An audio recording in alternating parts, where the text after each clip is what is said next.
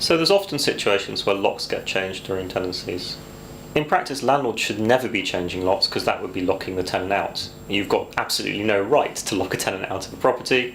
If you believe the tenant's abandoned the property, you might change the locks. If the tenant asks you to change the locks, you might change the locks, but in general, landlords shouldn't be changing the locks. Tenants sometimes change the locks. That's usually a sign, frankly, of a poor relationship or a deteriorating relationship with the landlord, and ideally should be discouraged. If a tenant's asking for the locks to be changed, it's often better for the landlord simply to do the lock change and then make sure they keep a copy of the keys. Because the trouble is, if a tenant changes the locks and asks permission, if the tenant asks permission to change the locks, then I would say, yes, fine, but I want a copy of the keys.